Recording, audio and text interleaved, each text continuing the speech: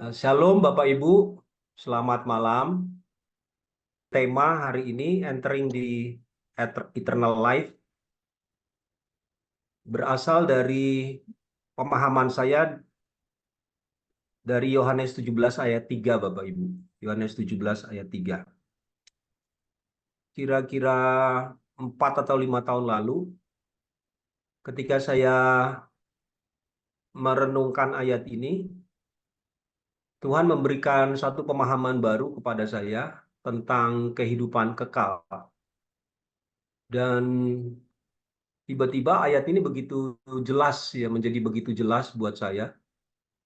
Sebelumnya saya tidak punya pemahaman tentang hal itu.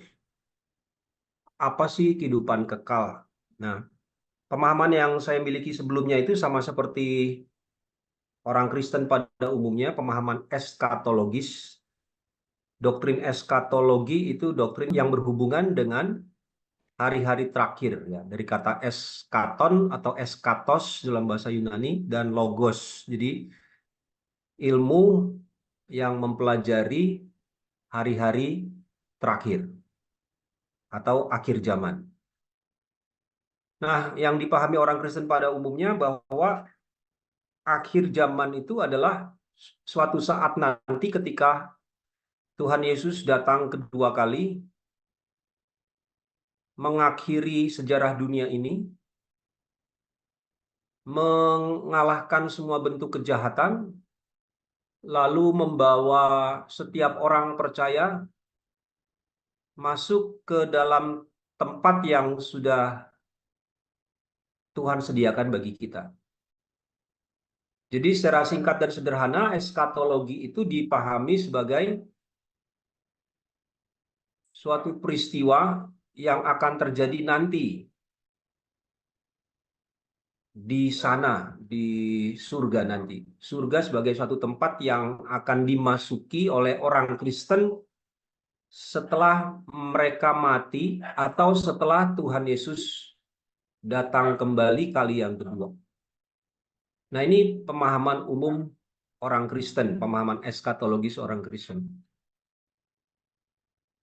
Tapi saat itu Tuhan memberikan pemahaman baru kepada saya bahwa ternyata kehidupan kekal seperti yang diajarkan Alkitab itu tidak ada hubungannya dengan durasi waktu,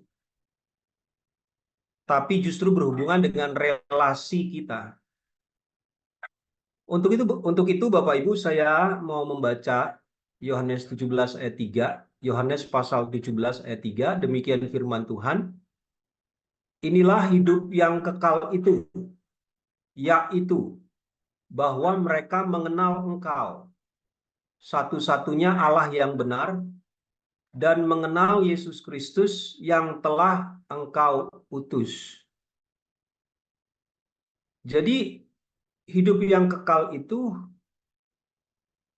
ternyata berhubungan dengan pengenalan kita akan Allah. Apakah kita mengenal Allah atau tidak? Jadi hal ini sangat berhubungan dengan yang Tuhan Yesus katakan Bapak Ibu ya di Matius 7. Bukan orang yang berseru kepadaku Tuhan, Tuhan yang akan masuk dalam kerajaan Allah, tetapi setiap orang yang melakukan kehendak Bapa. Di konteks ayat itu, pasal itu Matius 7, bahkan orang-orang yang sudah melakukan kegiatan rohani itu akan tertolak. Jadi yang ditolak bukan hanya orang-orang jahat, Bapak Ibu. Yang ditolak itu orang-orang baik. Enyahlah engkau, para pembuat kejahatan, aku tidak mengenal engkau. Jadi dari ayat itu, Matius 7 ayat 23 Bapak Ibu ya. Ada satu fakta yang mengejutkan yang kurang banyak disadari orang Kristen. Bahwa yang ditolak Tuhan itu bukan hanya orang-orang yang bermoral buruk atau orang-orang yang suka melakukan kejahatan, tapi alasan mereka ditolak adalah karena Tuhan tidak pernah mengenal mereka. Padahal mereka itu dikatakan mereka berseru kepada Tuhan. Artinya mereka tahu, ya. Atau langsung saya kaitkan saja ya dalam konteks kita. Artinya mereka orang Kristen, Bapak Ibu. Karena mereka berseru kepada Tuhan. Kalau bukan orang Kristen, tidak mungkin mereka berseru kepada Tuhan. Mereka akan berseru kepada yang lain.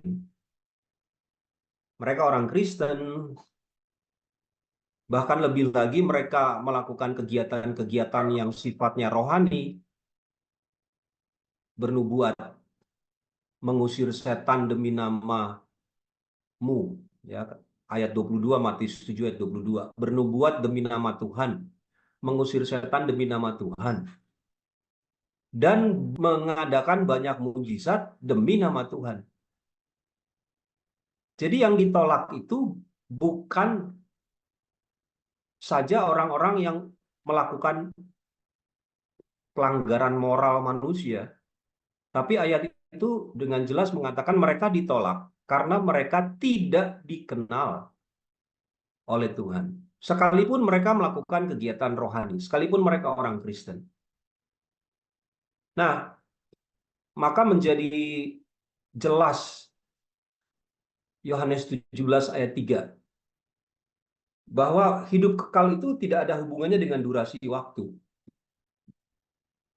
tetapi berhubungan dengan relasi kita dengan Tuhan. Apakah kita mengenal dan dikenal oleh Tuhan? Bapak, Ibu, saudara-saudara, jadi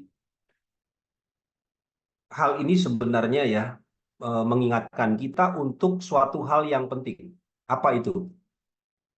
Apakah kita mengenal Tuhan atau tidak? Mungkin orang-orang dengan segera menjawab, ya pasti kami kenal Tuhan, kenal Tuhan Yesus. Itu tidak cukup, Bapak Ibu. Karena di Yohanes 10 ayat 10 Tuhan berkata, aku akan datang supaya mereka memiliki hidup dan memilikinya dalam kelimpahan. Yohanes 10 ayat 10 itu menerjemahkan dalam bahasa Indonesia, maksud saya, dalam bahasa Indonesia menerjemahkan kata perisos di situ dengan kelimpahan.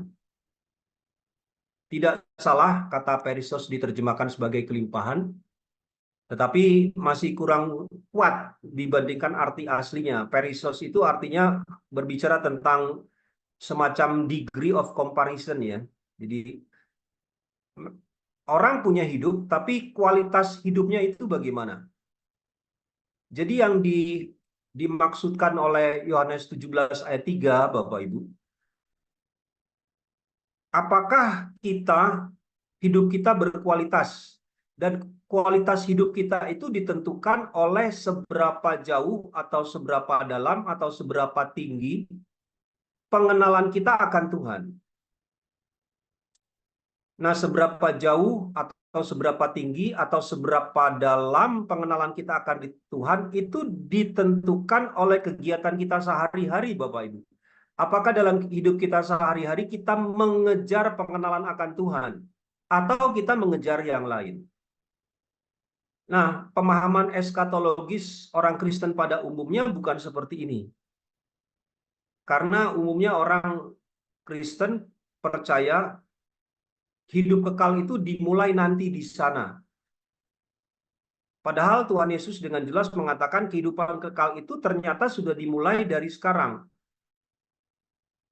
Kita diharapkan untuk mengejar pengenalan akan Tuhan. Pengejaran kita akan pengenalan akan Tuhan itu yang akan menaikkan kualitas hidup kita. Manusia itu menilai kualitas hidupnya atau kualitas hidup orang itu dengan hal-hal yang bersifat material. atau hal-hal lahiriah. Tetapi firman Tuhan mengingatkan kita kualitas hidup kita itu bukan dilihat dari hal-hal lahiriah, tetapi hal-hal batiniah. Itu sudah sangat jelas dan sangat kuat sekali Bapak Ibu. Bahwa kualitas hidup orang Kristen itu satu merupakan pemberian Tuhan. Dan apa yang Tuhan berikan itu bersifat batiniah Bapak Ibu. Bukan bersifat lahiriah. Kalau yang bersifat lahiriah, setan juga bisa kasih Bapak Ibu. Mungkin Bapak Ibu sudah paham hal itu ya. Kalau hal-hal lahiriah, setan juga bisa kasih. Tapi hal-hal batiniah hanya Tuhan yang bisa kasih Bapak Ibu. Hidup kekal itu hanya Tuhan yang bisa berikan, hanya Tuhan yang bisa berikan kepada kita. Firman Tuhan berkata, karena begitu besar kasih Allah akan dunia ini sehingga Ia telah mengaruniakan anaknya yang tunggal supaya setiap orang yang percaya kepadanya tidak binasa melainkan beroleh hidup yang kekal. Jadi hidup yang kekal itu hanya bisa diberikan oleh Tuhan kepada orang-orang yang sungguh-sungguh mencari Dia. Kalau tidak sungguh-sungguh, tidak akan pernah dapat, Bapak Ibu. Kata sungguh-sungguh itu, Bapak Ibu, bisa kita lihat dari pengajaran Tuhan Yesus di Matius 13 tentang perumpamaan seorang peladang yang bekerja di ladang orang lain tentunya. Lalu waktu dia bekerja di ladang itu, dia menemukan harta karun di ladang itu. Akhirnya dia pulang ke rumah, dia jual seluruh harta miliknya, supaya dia bisa membeli ladang itu, dan akhirnya dia mendapatkan harta karun di dalam ladang itu. Di sini kita melihat kesungguhan orang itu untuk mengejar kerajaan sorga atau kerajaan Allah atau hidup kekal itu. Jadi tanpa kesungguhan untuk mencari Tuhan, seseorang tidak dapat hidup kekal. Lalu cerita yang kedua di Matius 13 itu tentang pedagang batu permata, pedagang eh, permata ya. Dia mencari permata yang paling indah. Setelah dia dapat, dia jual seluruh harta miliknya supaya dia dapat permata itu. Dari perumpamaan Tuhan Yesus ini jelas terlihat kesungguhan yang disyaratkan oleh Tuhan. Jika orang ingin mendapatkan kerajaan sorga, ingin mendapatkan kehidupan kekal, orang harus sungguh-sungguh mengenal Dia. Bapak Ibu, sebagai seorang dosen, saya betul-betul memahami ternyata pemahaman seseorang akan Alkitab itu tidak cukup membawa orang masuk dalam kehidupan yang berkualitas perisos itu, yaitu hidup kekal itu. Hidup yang mengenal dan dikenal Allah. Pengetahuan Alkitab itu tidak cukup. Rasanya sulit menjelaskan, Bapak Ibu. Kok bisa ya? Orang yang memiliki pengetahuan Alkitab justru akhirnya berdebat satu sama lain. Saking panasnya perdebatan itu, mereka saling me, menghina satu sama lain, menjelekan satu sama lain, bahkan mengutuk satu sama lain. Nah, itu rasanya sukar diterima akal sehat, Bapak Ibu. Hanya karena orang mengenal doktrin Kristen, mengenal pengajaran Kristen, tapi akhirnya pemahaman mereka akan doktrin itu berbeda satu sama lain, dan perbedaan itulah yang membuat mereka konflik satu sama lain. Justru dari yang katanya pengenalan akan Alkitab itu menggiring mereka kepada tindakan-tindakan yang secara moral tidak baik. Saling menjelekan satu sama lain, saling menghina, begitu Bapak Ibu. Ini semua jebakan iblis, Bapak Ibu. Karena jebakan setan ya, yang menjebak manusia sehingga manusia terperangkap kepada sekedar pengetahuan Alkitab yang minim pengenalan akan Tuhan. Nah, sebagai dosen teologi, saya sangat memahami dan rasanya sukar menjelaskan. Tapi dengan ayat ini, dengan Yohanes 17 ayat 3, kita jadi paham. Kehidupan kekal itu berbicara tentang kualitas hidup kita. Dan kualitas hidup kita itu ditentukan oleh pengenalan kita akan Tuhan dan apakah kita dikenal oleh Tuhan. Tuhan Yesus suatu kali ya, dia ketika sedang bersama-sama dengan muridnya, lalu langit terbuka, ada suara dari langit, inilah anak yang kukasihi, dengarkanlah dia. Nah, di situ sangat jelas tersirat atau tersurat bahwa Yesus yang saat itu sebagai anak Yusuf dan anak Maria, manusia sama seperti kita, dia dikenal oleh Bapa di surga. Dan dia mendapat legitimasi atau pengakuan. Inilah anakku yang kukasihi. Jadi dia dikenal oleh Bapa di surga. Ini yang menjadi patokan kita, Bapak Ibu, menjalani hidup Kristen. Apakah kita menjalani hidup kita sama seperti Tuhan Yesus? Dikenal oleh Bapa di surga. Ketika kita mengenal dan dikenal oleh Allah Bapa di surga, oleh Elohim Yahweh, saat itulah kita memiliki kehidupan kekal, Bapak Ibu. Jadi jangan menunggu nanti, di sana nanti, di surga nanti. Kapan? Nggak jelas waktunya kapan. Hidup kekal itu sudah dimulai sejak kita hidup di bumi saat ini, sekarang juga, Bapak Ibu. Kita mengutamakan hubungan kita dengan Tuhan lebih dari apapun dan siapapun. Atau dengan kata lain, hidup kekal itulah yang menjadi kesibukan kita, yang kita cari setiap hari, yang kita bangun setiap hari. Di sini kekristenan menjadi apa itu namanya? Bukan sampingan. Bukan sampingan. Kan banyak orang menjadikan Kristen itu sampingan. Mencari Tuhan hanya seminggu sekali di hari Minggu. Hari-hari biasa dia mencari yang lain.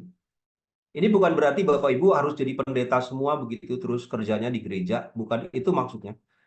Maksudnya sementara kita hidup di dunia, sementara kita menjalani tanggung jawab kita masing-masing sebagai guru, sebagai dosen, sebagai karyawan, sebagai pengusaha, sebagai pedagang, kita menghayati hidup kita untuk memiliki relasi dengan Tuhan. Bagaimana kita mengenal Tuhan melalui kehidupan kita sehari-hari. Nah, itulah yang menjadi pengetahuan teologis kita. Jadi setiap orang itu berteologi dalam kehidupannya sehari-hari. Entah dia pendeta, entah dia pedagang, entah dia ibu rumah tangga, entah dia guru, PNS, pegawai swasta, apapun dan siapapun kita membangun teologi kita setiap hari. Kita membangun pengenalan kita akan Tuhan. Nah, sampai di sini Bapak Ibu, saya mengajak Bapak Ibu untuk membaca dari 2 Korintus 4 ayat 17. 2 Korintus 4 ayat 17. Sebab penderitaan ringan yang sekarang ini mengerjakan bagi kami kemuliaan kekal yang melebihi segala-galanya. Jauh lebih besar daripada penderitaan kami. Bapak Ibu perhatikan hal ini. Sebab penderitaan yang sekarang ini mengerjakan bagi kami kemuliaan kekal. hidup kekal itu sama dengan kemuliaan kekal, Bapak Ibu. Kita akan masuk dalam kehidupan yang mulia bersama dengan Yesus jika kita mengenal Allah, satu-satunya Allah yang benar.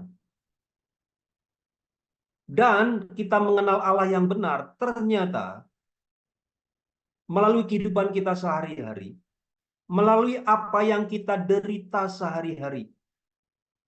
Di sini jelas ayatnya mengatakan sebab penderitaan yang ringan sekarang ini. Bukankah hidup kita itu isinya penderitaan demi penderitaan, Bapak Ibu? Benar nggak, Bapak Ibu? Isinya itu kan penderitaan demi penderitaan. Coba saja hayati, waktu manusia pertama kali lahir dalam dunia ini, apakah dia tertawa terkekeh-kekeh atau dia menangis? Bayi pasti menangis. Tidak ada bayi yang baru brojol gitu, terus dia tertawa terkekeh-kekeh.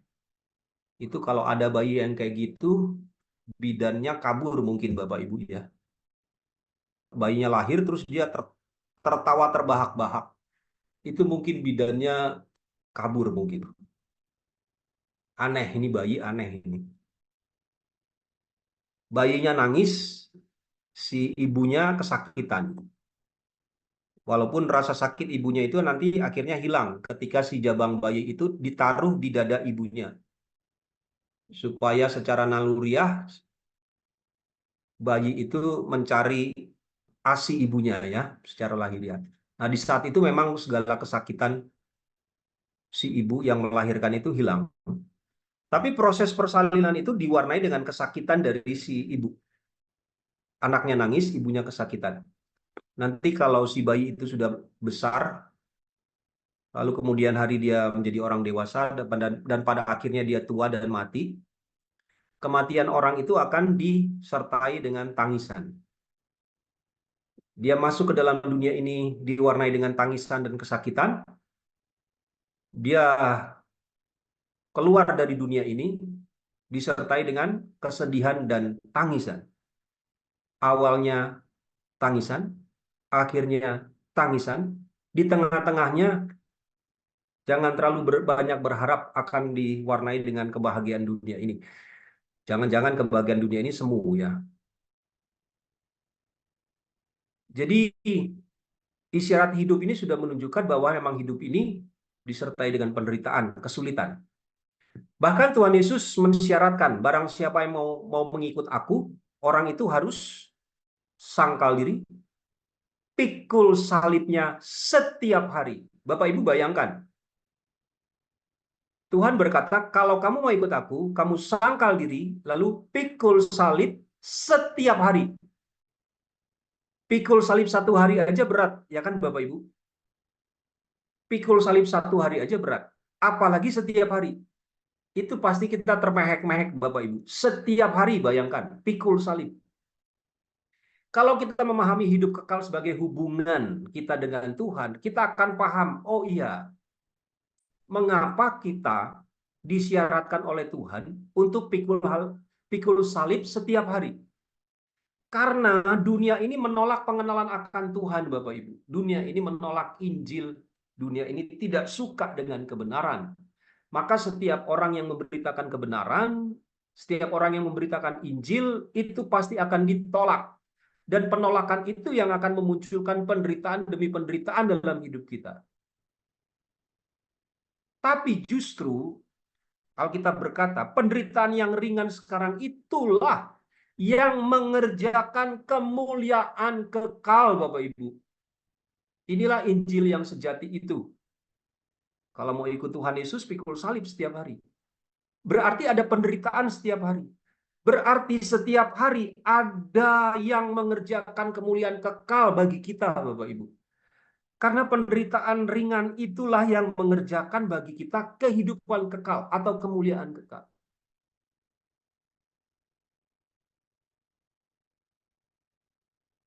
Jadi kita jangan patah hati atau menyerah sekalipun hidup ini sulit, Bapak Ibu. Jangan percaya omongan pendeta-pendeta yang tidak memahami Alkitab dengan benar yang berkata, mari ikut Yesus, masalahmu akan diselesaikan. Justru salah, Bapak Ibu. Justru mengikut Yesus yang benar itu, mari kamu ikut aku. Melalui masalah-masalahmu itulah kamu akan mengenal aku. Begitu, itu pengajaran yang benar. Tidak ada pengetahuan akan Allah tanpa penderitaan. Tidak ada, Bapak Ibu. Jadi belajar teologi melalui buku-buku nggak akan sampai kepada pengenalan yang benar. Karena pengenalan akan Allah yang benar itu melalui firman Tuhan yang kita hidupi sehari-hari. Paulus berkata, memang setiap orang yang mau beribadah akan menderita aniaya. Jadi ayat firman Tuhan dengan jelas mengatakan bahwa justru melalui masalah-masalah kehidupan setiap hari itulah kita mengenal Allah. Contohnya, kita harus sabar. Supaya kita sabar, karena sabar itu kan buah roh. Supaya kita sabar, justru Tuhan mengizinkan orang-orang yang menyebalkan bertemu dengan kita. Atau kita bertemu dengan orang-orang yang menyebalkan. Bukan sekedar menyebalkan, mungkin mereka melukai kita. Supaya apa? Supaya kita belajar firman Tuhan, kesabaran. Begitu Bapak Ibu. Kalau kita sudah mengerti firman Tuhan ini, maka kehidupan kita akan berkualitas. Maksudnya hidup kita akan dibawa kepada pengenalan yang benar akan satu-satunya Allah yang benar di dalam Yesus Kristus. Nah, jadi Bapak Ibu, kita ingat melalui hal ini bahwa menjadi orang Kristen itu relasi lebih penting daripada ritual. Relasi lebih penting daripada ritual. Ritual tanpa relasi itu kosong. Ritual tanpa relasi itu kosong. Jadi yang kita bangun itu relasi, bukan sekedar ritual. Sementara agama pada umumnya ditegakkan, didirikan berdasarkan ritual-ritual. Berdasarkan ritual-ritual. Itulah agama. Agama dibangun berdasarkan ritual-ritual. Namun sayang, seringkali ritual-ritual itu minim atau minus relasi. Jadi akhirnya hakikat ibadah itu justru hilang. Karena hakikat ibadah itu adalah relasi. Apakah kita mengenal Tuhan dan dikenal Tuhan? Jadi bagaimana? Apakah kita meninggalkan ritual untuk membangun relasi? Tidak bermaksud seperti itu, Bapak Ibu.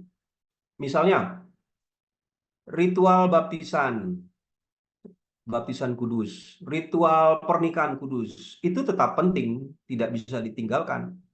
Pertemuan bersama atau ibadah, itu penting juga, tidak bisa kita tinggalkan. Jadi, ritual itu tidak kita tinggalkan, tapi kita pelihara dengan baik. Caranya bagaimana? Harus mengikut sertakan relasi di dalam ritual-ritual kita. Di sepanjang sejarah gereja atau sejarah kekristenan, fakta yang menyedihkan itu sering kali muncul. Demi ritual, orang mengorbankan relasi. Demi ritual, orang mengorbankan relasi. Di dalam ritual itu, di dalam ritual itu ada pengajaran, ada aturan-aturan, ada hukum, ada pengajaran. Dan demi ritual itu orang rela mengorbankan relasi. Nah, ini sering terjadi di dalam sejarah. Sudah sering, sudah banyak kali terjadi di dalam sejarah gereja.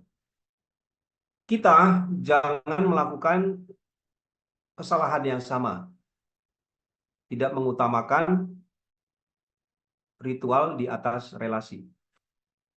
Justru kita membangun relasi. Di dalam ritual itu kita membangun relasi. Pertemuan bersama, seperti malam hari ini, kita melakukan melalui Zoom, melalui online. Ada ritualnya, ada doa, ada pujian, ada salam. Itu bagian dari ritual juga. Jadi jelas ritual tidak bisa kita tinggalkan. Ritual menjadi pengantar kita untuk masuk dalam relasi yang benar. Jangan sampai ritual itu kita kerjakan tanpa relasi, tapi kita puas. Yang penting ritualnya sudah terlaksana. Dulu pernah ada suatu gambaran, Bapak Ibu, beberapa tahun lalu. Saya melihat gambaran itu di dalam sebuah acara ibadah Natal. Seperti biasa, Natal dipersiapkan 2, 3, 4 bulan sebelumnya. Bahkan ada gereja-gereja yang sudah mempersiapkan Natal di tengah tahun, ya, kurang lebih 6 bulan sebelumnya. Karena membutuhkan dekorasi, membutuhkan banyak persiapan, sehingga dilakukan jauh-jauh hari. Tapi ketika ibadah Natal itu dilaksanakan, semuanya terlaksana dengan baik, semua ritual, semuanya ada, hanya satu yang tidak ada, Tuhannya tidak ada di sana. Nah, ini satu fakta yang menyedihkan. Beberapa tahun lalu saya melihat gambaran itu. Ritualnya dilaksanakan, tapi justru Tuhannya tidak ada. Nah, agama-agama seperti inilah, ritual-ritual seperti inilah yang merupakan jebakan musuh yang membuat orang tenang dengan ritual sehingga dia puas dengan dirinya. Dia tidak mengejar mencari Allah dengan benar. Karena dia merasa puas sudah melakukan ritual. Dia tidak lagi mengisi hidupnya dengan pengejaran akan Allah. Dia puas dengan statusnya sebagai orang Kristen yang rajin mengikuti ibadah. Orang-orang seperti ini adalah orang-orang yang sedang berada dalam bahaya, yang suatu saat nanti akan ditolak oleh Tuhan. Bapak Ibu, kembali saya mau membaca dari Yohanes 17 ayat 3 tadi. Inilah hidup yang kekal itu, yaitu bahwa mereka mengenal Engkau, satu-satunya Allah yang benar, monoteisme, dan mengenal Yesus Kristus yang telah Engkau utus. Figur Yesus Kristus menjadi tokoh sentral dalam hidup kita. Apakah kita mengenal Dia, Bapak Ibu? Sementara ilmu teologi mengatakan yang mengenal Yesus Kristus hanyalah para teolog yang mengerti pengajaran kristologi yang benar. Dari mana kita mendapatkan pemahaman kristologi yang benar? Ya, dari buku-buku teologi kita pelajari. Sudah terjadi hamartia, penyimpangan, Bapak Ibu. Mengenal Yesus Kristus melalui ajaran turun-temurun yang diwariskan melalui buku-buku, lalu dibaca, dihafalkan, dihayati oleh orang-orang kemudian, oleh generasi-generasi kemudian. Padahal pengenalan yang benar itu, seperti sudah sebelumnya ya saya sampaikan, pengenalan akan Allah yang benar itu melalui kehidupan kita setiap hari, yang kita berjuang untuk melakukan firman Tuhan setiap hari, sekalipun firman Tuhan itu sulit untuk kita lakukan. Saat kita melakukan firman Tuhan itu, kita mengalami aniaya, kita mengalami penderitaan. Itulah salib yang kita pikul setiap hari.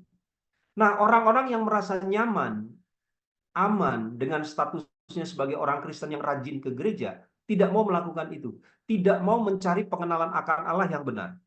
Karena dia sudah merasa statusnya sebagai orang Kristen yang rajin mengikuti ritual ibadah. Inilah jebakan iblis yang paling mematikan. Rasa aman palsu. Merasa sudah selamat. Hanya karena punya status Kristen. Dan status itu diperkuat dengan kerajinannya beribadah. Kerajinannya datang beribadah di hari Minggu. Tetapi sebenarnya mereka minim pengetahuan. Bapak, Ibu, saudara-saudara, harus diingat orang bodoh itu tidak masuk surga. Orang bodoh itu masuk neraka, Bapak, Ibu. Ingat Matius 25, ada 5 gadis bijaksana, ada 5 gadis bodoh, ya kan? Yang masuk dalam kemuliaan kekal adalah yang bijaksana. Yang tertolak, yang terbuang adalah yang bodoh. Yang bodoh ini bukan orang-orang yang menolak Tuhan, lu Bapak Ibu. Ingat ya, yang bodoh ini sama-sama menantikan sang mempelai. Jadi artinya mereka itu tidak menolak Tuhan. Mereka percaya juga kepada Tuhan Yesus. Tapi mereka salah melakukan persiapan. Atau mereka tidak melakukan persiapan. Artinya dalam hari-hari hidupnya mereka tidak mencari Tuhan dengan sungguh-sungguh. Seperti pedagang mutiara dan seperti peladang tadi. Tidak sungguh-sungguh mencari Tuhan. Saya juga mau bertobat, Bapak Ibu. Mau sungguh-sungguh ikut Tuhan. Karena tanpa kesungguhan nggak ada. Tidak ada kehidupan kekal. Kesungguhan itu kita buktikan dengan barter, Bapak Ibu. Hidup kita taruh semuanya. Supaya kita dapat kemuliaan kekal itu. Jadi kalau kita diajarkan, mohon maaf Bapak Ibu, diajarkan untuk memberi 10%, itu bagian dari jebakan maut tadi. Merasa jadi orang Kristen, sudah menjadi orang Kristen, merasa sudah rajin ke gereja, merasa sudah memberikan perpuluhan, terus tidak mau sungguh-sungguh kepada Tuhan. Waduh, itu orang-orang yang bodoh Bapak Ibu, gadis-gadis yang bodoh. Menantikan Tuhan, tapi persiapannya kurang atau persiapannya salah. Akibatnya mereka tidak masuk dalam kemuliaan kekal bersama dengan sang mempelai pria. Saya mau bertobat. Saya mengajak Bapak Ibu untuk kita bertobat bersama-sama. Tolong diingat Bapak Ibu, pertobatan Kristen itu bukan dari jahat menjadi baik. Itu pertobatan agamawi. Pertobatan Kristen itu dari orang baik menjadi sempurna seperti Bapa. Kalau pertobatan agamawi dari orang jahat, biasa berjudi, lalu bertobat, sekarang datang ke meja perjamuan kudus. Di hari Minggu ikut perjamuan kudus, ikut beribadah. Dari orang jahat jadi orang baik. Itu agamawi, pertobatan agamawi. Sedangkan pertobatan Kristen sejati itu dari orang baik-baik menjadi orang yang sungguh-sungguh mencari Tuhan. Mengejar kehidupan kekal yang sama dengan mengejar kesempurnaan seperti Bapa di surga. Kudus sebab aku kudus, kuduslah kamu sebab aku kudus. Orang-orang yang mengarahkan hidupnya kepada kekudusan, kepada kesempurnaan. Itu maksudnya orang yang sungguh-sungguh, Bapak Ibu. Kalau kita tidak mengarahkan hidup kita kepada kekudusan, kepada kesempurnaan, berarti kita tidak sungguh-sungguh. Berarti kita sama seperti orang kebanyakan, orang Kristen pada umumnya. Sama seperti gadis yang bodoh itu. Sama-sama menantikan sang mempelai. Ya kan, Bapak Ibu ya? Di Matius 25 itu kan ada 10 gadis. yang 5 bijaksana, yang 5 bodoh. Semuanya menantikan sang mempelai. Bedanya, yang bodoh itu persiapannya tidak matang, tidak sungguh-sungguh, tidak segenap hati, tidak segenap hidup. Ini bukan berarti Bapak Ibu panggilan supaya jadi pendeta semua ya Bapak Ibu, bukan itu. Sekalipun Bapak Ibu part-time, tapi mesti tetap full heart.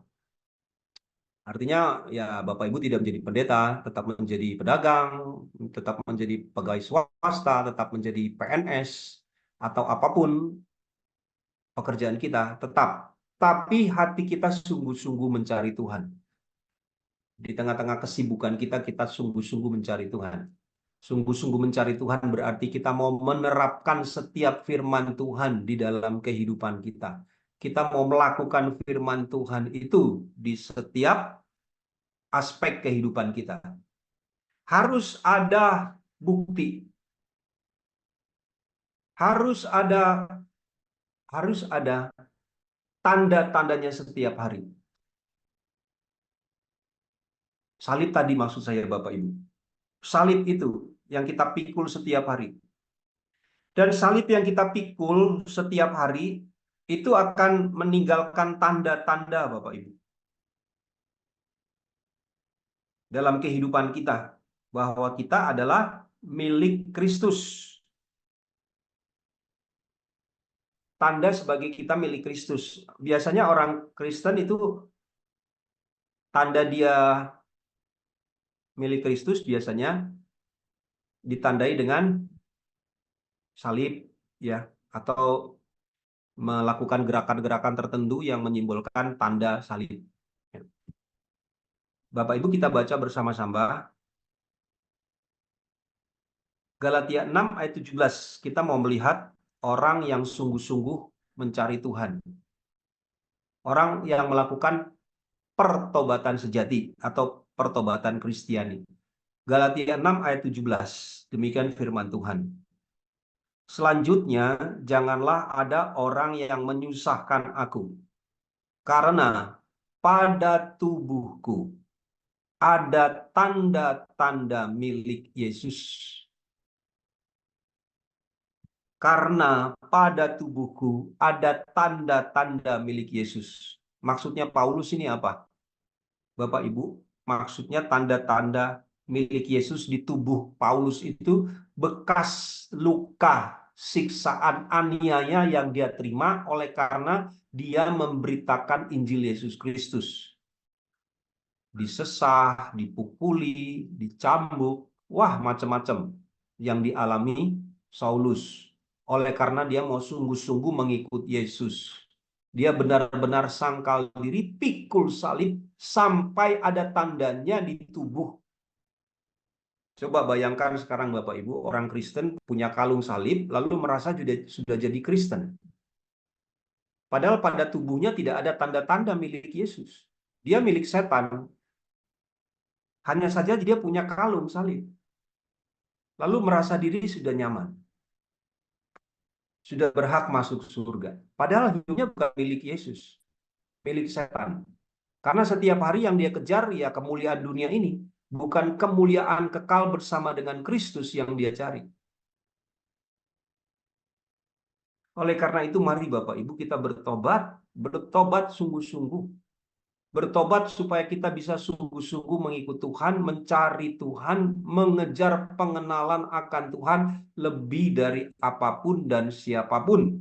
Jangan mau ditipu oleh iblis hanya karena kita sudah rajin melakukan ritual-ritual Kristen, lalu kita merasa sudah punya relasi, padahal belum.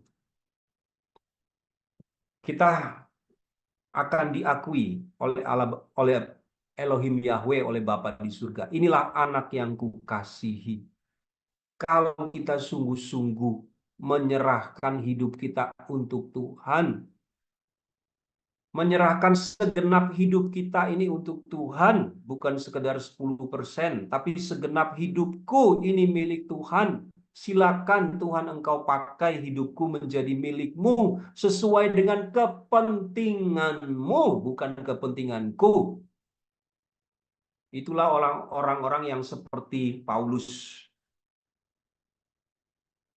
Pada tubuhku ada tanda-tanda milik Yesus. Karena dia sudah menyerahkan hidupnya setiap hari, seluruhnya untuk Tuhan. Mari Bapak Ibu, isi hidup kita dengan pengenalan akan Tuhan. Kita mengenal Tuhan bukan berdasarkan ayat hafal, tapi berdasarkan pewahyuan yang Tuhan berikan bagi kita, sehingga kita mengerti firman. Mengerti firman bukan sekedar hafalan, mengerti artinya kita mau melakukan firman Tuhan. Mengerti itu artinya kita tahu bagaimana kita melakukan ayat ini. Kita tahu bagaimana melakukan firman Tuhan ini. Keputusan-keputusan yang kita buat setiap hari itu merupakan hasil intimasi kita dengan Tuhan. Keputusan-keputusan yang kita buat itu bukan supaya kita punya popularitas, supaya kita punya keuntungan, supaya kita dikenal orang, supaya kita merasa baik. Bukan. Keputusan yang kita buat itu karena kita punya intimasi dengan Tuhan. Di dalam intimasi kita dengan Tuhan, Tuhan memberitahukan kepada kita apa yang harus kita lakukan. Dan kita mau melakukan itu dengan segenap hati.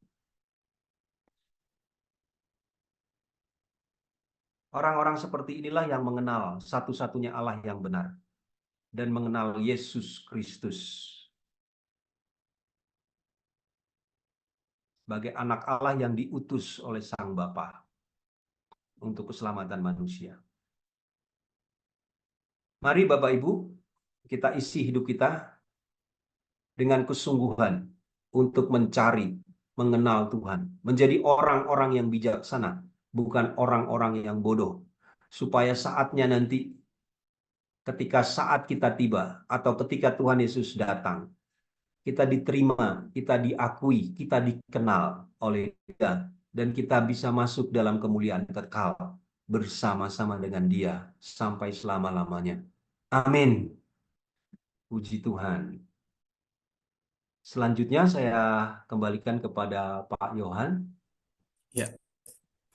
Sementara ini yang ada pertanyaan Pak Junius yang direct ke Kak Ana, hidup kekal itu berarti mengenal Yesus. Apakah hidup kekal itu ada kaitannya dengan waktu? Jadi ini mungkin penegasan kembali dari yang Pak Junius tadi sampaikan di awal. Apakah hidup kekal itu ada hubungannya dengan waktu? Ya. Secara umum, secara sederhana, iya, ada hubungannya dengan waktu. Tapi sejatinya harus kita pahami lebih dari sekedar waktu. Tadi sempat saya singgung tapi terlalu cepat mungkin saya sampaikannya ya. Jadi ada degree of comparison itu ya. Bukan kuantitas waktu, tapi kualitas waktu. Apakah hidup kekal itu hubungannya dengan waktu? Iya, tapi bukan waktu secara kuantitas. Waktu secara kualitas. Apakah waktu kita berkualitas? Nah, lalu ditanya lagi, kualitas itu maksudnya apa? Kualitas itu bukan kualitas lahiriah. Kualitas itu kualitas batiniah. Artinya, apakah kita menjalani waktu hidup kita itu demi kita menjalin relasi. Ini saya ambil contoh ekstrim aja saja ya Bapak Ibu ya, supaya paham. Apakah kita menjalani hidup kita ini supaya kita dapat relasi atau supaya kita dapat keuntungan lahiriah? Kalau orang mengisi hari hidupnya demi keuntungan lahiriah, dia bisa mengorbankan relasi. Itu umumnya terjadi begitu ya.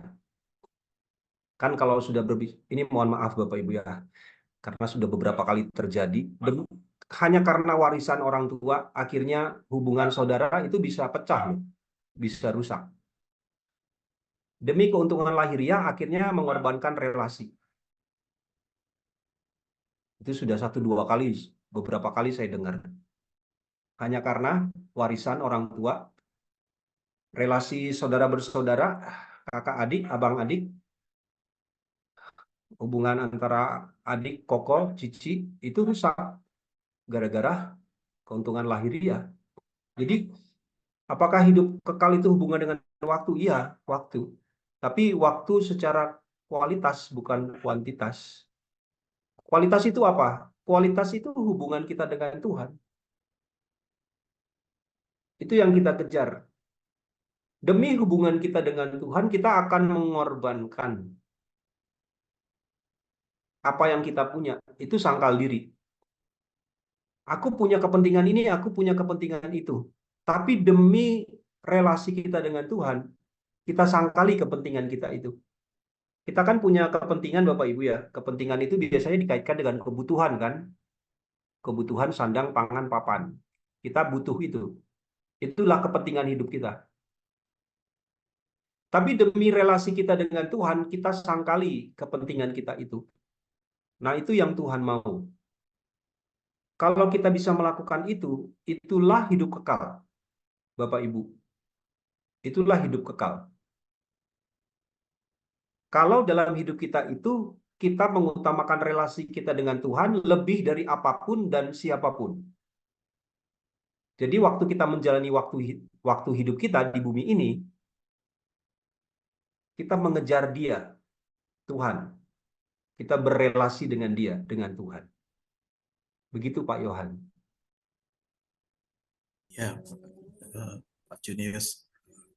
Saya juga tadi garis bawahi bahwa yang hidup kekal itu bukan persepsi orang pada umumnya setelah kematian, tetapi sudah dimulainya dari sekarang. Jadi pengenalan kita akan Tuhan di Yohanes 17 ayat 3, terus kemudian Matius 7 ayat 21 sampai 23.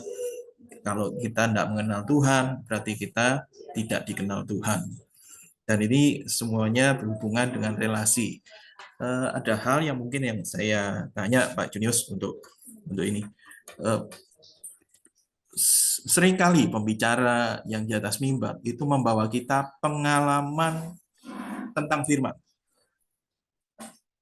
Nah, sementara di sisi yang lain yang kayak Pak Junius, selain juga pengetahuan, menghidupi dari firman tersebut. Nah, pengalaman tentang kebenaran, pengalaman akan firman, ini belum tentu didasari oleh pengetahuan firman. Dalam arti belum tentu dia tahu konteks atau apa, dia pegang ayat ini, dia anggap itu sebagai suatu kebenaran. Nah, bagaimana tanggapan Pak Junius untuk hal ini? Maksudnya gini, hidup seseorang ini kebanyakan dari sisi kita lebih suka untuk apa yang sudah disampaikan di atas mimbar daripada kita mendasarinya menghidupi firman itu berdasarkan dari pengetahuan akan firman. Itu sih Pak Junius. Untuk memperoleh hidup yang kekal tadi. Baik Pak Yohan. Pada dasarnya pertanyaannya tentang pengetahuan Alkitab, pengetahuan firman dengan pengalaman. Kan ada orang mengatakan yang penting menjadi pelaku firman. Tapi bagaimana bisa menjadi pelaku firman kalau tidak tahu firman? Kan begitu. Jadi sebenarnya ini bagaimana antara pengetahuan dengan pengalaman.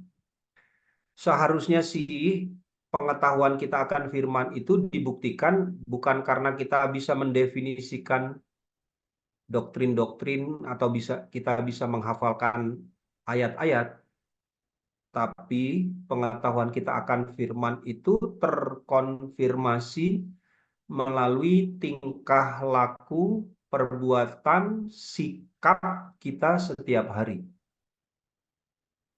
Jadi pengetahuan kita akan firman itu terlihat melalui kehidupan kita sehari-hari. Waktu mengalami kesulitan, waktu mengalami kekhawatiran, waktu mengalami pengkhianatan, waktu mengalami kesukaran. Nah, kita kenal firman enggak? kita kenal Tuhan nggak, Bapak Ibu? Kalau kenal Tuhan kita nggak khawatir kan? Karena Tuhan berkata, jangan kamu khawatir. Jangan mencari makan minum, tapi kamu carilah dahulu kerajaan Allah. Nah, kamu mengerti nggak firman itu? Kamu ngerti nggak firman itu? Ngerti firman itu Matius 6 itu ya, bukan dibuktikan melalui kita menyebutkan bunyi ayat Matius 6 ayat 32-33. Bukan. Kita mengerti firman itu dibuktikan dengan sikap kita tidak khawatir. Bunga di padang dihiasi, burung di udara diberi makan, masa kita tidak dipelihara Tuhan? Jadi pengetahuan firman Tuhan kita itu terbukti ketika tanggal tua. Nah, ayo, kita ngerti firman nggak pas tanggal tua? Nah, ini apa namanya, checklistnya ya, pembuktian kita. Apakah kita ngerti Tuhan? Apakah kita mengenal Tuhan? Nah, ketika ada kesulitan, kita percaya nggak kepada Tuhan? Kira-kira demikian, Pak Yohan. Ya, makasih Pak Junius. Ya, dari Kak Era, Shalom, apakah ada ritual yang dilakukan itu bisa Tuhan tidak hadir? Karena bukankah ada firman Tuhan di mana ada 2 atau 3 orang berkumpul, maka Tuhan hadir. Terima kasih. Oh ya, terima kasih. Saya langsung jawab ya, Pak Yohan. Nah, Ya, Pak. ini contoh yang bagus dari pertanyaan Pak Yohan tadi nih, mengenal teks dan konteks. Wah, langsung ada contohnya. Mengenal teks dan konteks. Jadi pertanyaannya, apakah ada ritual yang dilakukan bisa Tuhan tidak hadir? Karena kan ayat firman Tuhan mengatakan, di mana 2-3 orang berkumpul atas namaku, di situ aku ada di tengah-tengah mereka. Bapak Ibu, itu ayat itu konteksnya bukan kehadiran Tuhan dalam ibadah, tapi tentang menasihati sesama saudara. Jadi kalau ada saudara yang berbuat salah, kita nasihati. Mas, Mbak, nggak boleh gitu. Jangan begitu. Sama saudara iparmu jangan begitu. Terus dia menyangkal. Apa? Saya nggak begitu kok. Siapa bilang? Permisi, halo. Apakah suara saya terdengar? Dengar. Oh, terdengar. Soalnya tadi ada sempat ini di sini saya. Oke, lanjut ya. Nah, konteks ayat itu seperti itu, Bapak Ibu. Kalau ada orang yang kita nasihati, Mas, Mbak, jangan begitu. Jangan bersikap gitu sama saudara iparmu. Terus dia mengelak. Siapa bilang aku nggak buat apa-apa kok? Gitu. Nah, dia mengelak. Lalu kita cari 2 orang, 3 orang sebagai saksi. Ini loh, Mas, Mbak. Ini loh orang saksi matanya. Mereka-mereka ini loh sebagai saksi matanya. Kamu tuh begini, kamu tuh begitu. Ini saksinya. Nah, ayat itu konteksnya seperti itu, Bapak Ibu. Konteks menasihati saudara kita, bukan konteks kehadiran Tuhan. Begitu ya. Mungkin itu dulu jawabannya. Sebentar, sebentar. Apakah ada ritual yang dilakukan bisa Tuhan tidak hadir? Wah, sangat bisa dan sangat sering. Nah, ini masalahnya kepekaan kita, Bapak Ibu. Antara kepekaan dengan menghakimi orang itu beda-beda tipis ya. Kita tidak menghakimi. Bapak Ibu, kadang kan kita merasa cuaca, waduh cuaca ini kok panas ya. Cuaca ini dingin ya. Saya merasakan di Jakarta ini kok panas ya. Di Malang kok dingin ya. Lah itu kan saya bukan menghakimi. Saya merasakan memang rasanya panas, rasanya dingin gitu. Jadi dalam satu ibadah kita merasakan kok kering ya. Kok gimana ya? Kita nggak dapat sesuatu di ibadah ini. Kelihatan ibadahnya rapih sih. Ada liturginya, ada liturgosnya, susunan acaranya tersusun dengan rapi, tapi kok nggak dapat apa-apa ya. Kalau kita sudah biasa menjalin hubungan dengan Tuhan, kita bisa merasakan itu. Ini Tuhannya nggak ada ini. Ini hanya show aja ini, di mimbar hanya show aja. Musiknya bagus sih, nyanyinya bagus sih, tapi ini mah hanya show aja ini. Tidak ada hadirat Tuhan. Nah, itu kita bisa rasakan. Sangat bisa. Jadi kalau ditanya apakah bisa? Bisa sekali, sangat bisa sekali. Demikian, Pak. Ada pertanyaan lagi, Pak Yunius, dari Siap. Kak Renal. Pak, saat sekarang dengan kondisi perkembangan zaman yang makin modern, sangat sulit untuk mengajarkan firman yang murni pada generasi muda sekarang. Dan sangat sulit menemukan gereja yang mengajarkan dasar dan fondasi firman yang murni. Hmm. Bagaimana menurut Bapak dan kira-kira bagaimana solusinya? Ini pertanyaan sedang saya gumuli, Bapak Ibu. Ini kalau boleh kesaksian personal pribadi ya. Saya punya generasi Z di rumah yang harus saya bimbing. Maksudnya anak saya sendiri ya. Itu saya melihat generasi Z itu seperti melihat alien, Bapak Ibu. Pola rasa, pola pikirnya kok berbeda dengan generasi saya ya. Saya ini generasi apa ya? Generasi X ya. Bukan baby boomers ya. Generasi X. Pola pikirnya berbeda. Mau tidak mau saya harus menyelami dunia mereka. Sangat sulit untuk mengajarkan firman murni pada generasi muda sekarang. Dan sangat sulit menemukan gereja yang mengajarkan dasar. Oh ya, ini double kill namanya nih. Udah generasinya sulit, lalu firmannya tidak murni, bagaimana ini?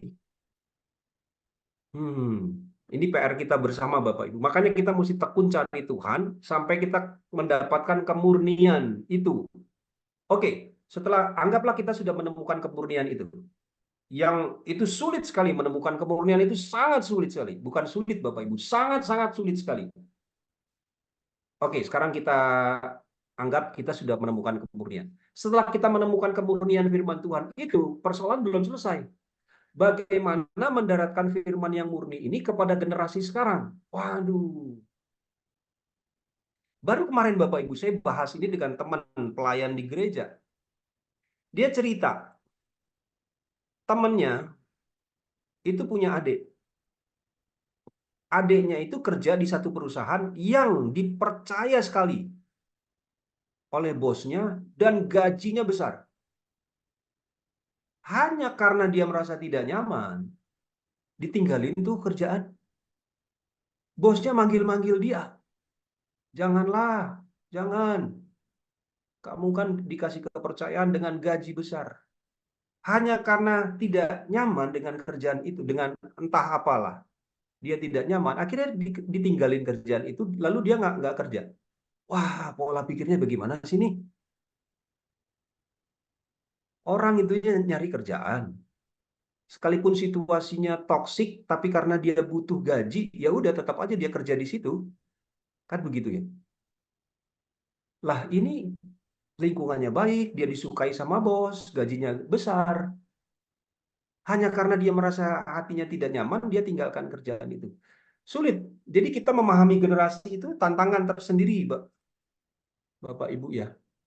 Ini kalau boleh tahu, ada kasus khusus kah ini Bro Reynal ini bisa di-sharing supaya jawabannya itu mendarat. Kalau tanggapan saya memang begitu. Solusinya apa? Solusinya ya tidak bisa tidak. Kita mesti sungguh-sungguh mencari firman yang murni, kita sendiri mencari firman yang murni. Tapi nggak ada gereja yang mengajarkan firman yang murni, Kak.